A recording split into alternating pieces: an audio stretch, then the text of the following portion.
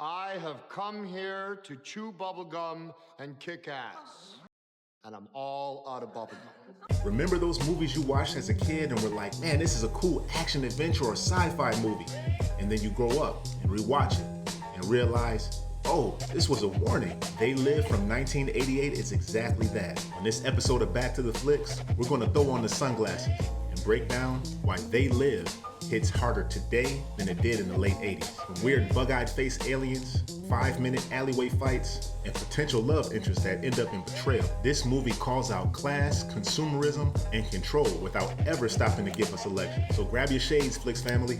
Let's tune out the signal, tune into the truth over lies, and see what this cult classic is really trying to tell us. Let's get back to the flicks. Let's take a trip down memory lane. So hop in the whip, let's ride the wave. Destination set where classics were born. So kick up your feet and grab the popcorn. Blockbuster movies that swept the nation. Hit the like, subscribe, and notification. So tonight we're talking about They Live, released in 1988, directed by John Carpenter. Our main players are Rowdy Roddy Piper as the drifter we follow, Keith David as his stubborn co-worker Frank, and Meg Foster as Holly, the mysterious TV executive with those icy blue eyes you don't forget.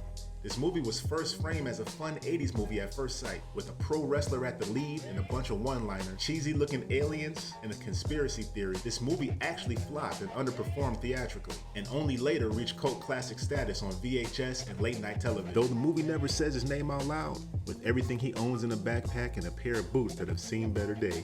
He's not a criminal, not really a rebel, just a working man looking for a job and a chance to keep his head down. He finds construction work and meets Frank, another blue-collar guy who's already seen what this city does to people. Frank doesn't want trouble, doesn't want any new friends, and definitely doesn't want to talk about how the system is stacked against him. But he still points Nada towards a shantytown, a little homeless community across from a small church where he can get a hot meal and a place to sleep. On the surface, the church looks normal. Choir music playing, pastor preaching, but Nada is curious. He sneaks around and realizes the organ music is just a recording, and there are boxes of equipment and strange chemicals hidden behind a false wall. He sees scientists and activists working on something, and one phrase keeps popping up on the TV broadcast and warning us. They are controlling us through our television. Then one night, the camp gets raided. Police in riot gear swarm the place and are taking it down like an armed cartel, and Nada group of poor people and activists. They start beating people down, smashing the camp up and wrecking the church, and leave the whole community in ruin. Nada barely escapes, and when he sneaks back into the ransacked church, he finds the one thing that they didn't get, a box full of cheap black sunglasses. First he's disappointed, like, man, what is this? But he grabs a pair anyway and throws the rest in the trash can. As Roddy Piper puts on the sunglasses the first time, it gives us the wildest fish out of water scenario. A stark change in color saturation, and half of the everyday population looking like freak face aliens. What would you do if you got your hands on a pair of these sunglasses and realized that your reality isn't the reality? Go ahead and let me know in the comments what your first move would be. Obey, consume, conform, stay asleep. Magazines lose their mottos and the headlines become nothing but commands. Money, when he looks at it, simply reads, "This is your God." Everyday people on the sidewalk suddenly reveal skull-like blue and red faces with bulging eyes. Without the glasses, everything looks normal again. With the glasses, he's seeing the truth. Aliens hiding in plain sight, and subliminal control baked into every ad, every billboard, and every screen. Nada understandably freaks out. In a grocery store, he starts staring at these creatures, realizing that the rich and powerful, the ones in expensive suits and often not human at all, he can't help himself. He talks trash and calls one alien formaldehyde face. And suddenly they realize that he can see them. They start talking into their watches, calling him in like a rogue asset. He runs, but now the city is hunting him. He stumbles into a bank, still wearing the glasses, and sees that half of the room is alien. That's when we get the line that followed Roddy Roddy Piper his whole career. I have come here to chew bubblegum and kick ass. And I'm all out of bubblegum. Then he starts blasting. He's not a trained assassin. He's a desperate and cornered, but he takes out a handful of alien cops and flees the scene. Now branded as a terrorist, Nada is on the run. He ends up kidnapping a woman named Holly, who turns out to be a TV executive. He tries to explain the glasses, the aliens, the hidden messages. She acts scared and skeptical, and the tension snaps when she slaps a bottle upside the back of his head and throws him through a window, sending him tumbling down the hillside. He barely survives and loses his glasses in the process. Beat up and alone, Nada reconnects with Frank, who wants no part of this madness. Frank thinks Nada has just snapped and killed a bunch of innocent people.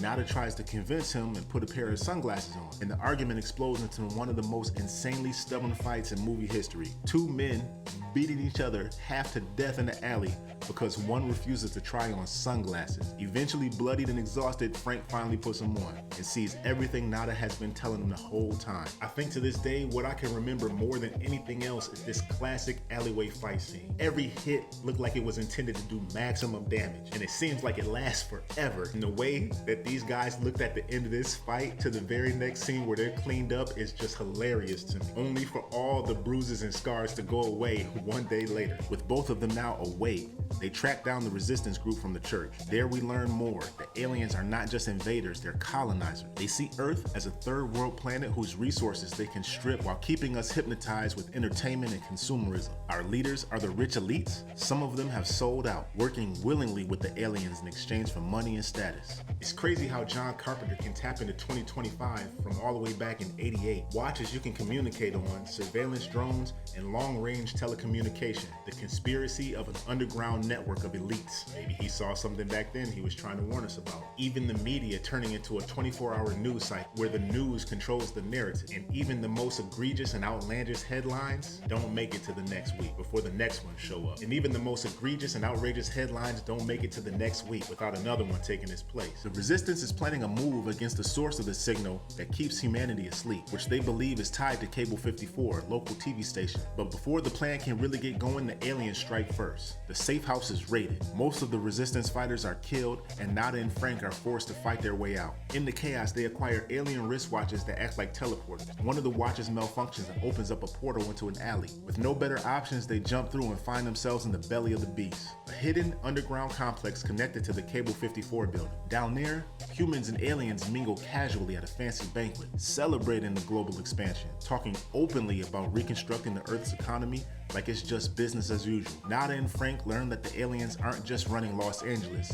This is a part of a galactic network. Earth is basically a franchise, and we're the exploited workforce. They fight their way up through the TV station, trying to reach the broadcast source that's disguising the aliens in their messages. Along the way, they run back into Holly. She seems to be there as a part of the resistance at first. The final stretch happens on the roof of Cable 54, where the satellite dish is beaming out the signal and keeps everyone blind. The betrayals are revealed now. Holly takes out Frank in one of the most cold-blooded fashions, and Nada is left with one last chance to do something that really matters. In his confrontation with Holly, Nada realizes that she's in on it. He takes her out and is subsequently wounded by some of the alien forces. In a last-ditch effort, he points his pew-pew up at the alien satellite and takes it out, disrupting the signal. With the signal being dead, it instantly goes across the city.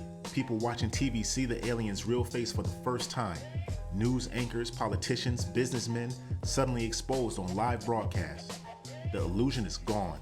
The movie ends right at the moment of revelation, on a dark, funny, but unsettling note, leaving us with that question. Now that everyone can see the truth, what happens next? This movie is highly rewatchable, because every time you watch it, you notice something different that's applicable today. And I love the way this movie ends. No sweet stories, just a siren song fading into the black. I can only imagine the chaos that ensued after he took that signal out. And that's John Carpenter's 1998 classic, They Live. Let me know if you think this is a solid rental, something you absolutely need in your collection, or something you could leave right where it is on the shelf. For me, I throw this on with a group of friends, have a couple laughs, and then end up talking for a few hours about how the world actually is. So if you watch this review with me, go ahead and hit the like to help break out of that alien signal. Make sure you're subscribed to Back to the Flix for more 80s and 90s chaos every week. Again, my name is Jay, and this is Back to the Flix.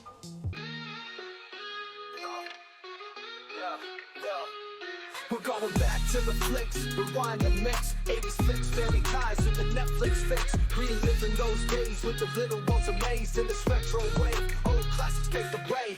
Back to the flicks, rewind and mix 80s flicks, family ties with the Netflix fix. Reliving those days with the little ones amazed in this retro wave. Old classics take the way.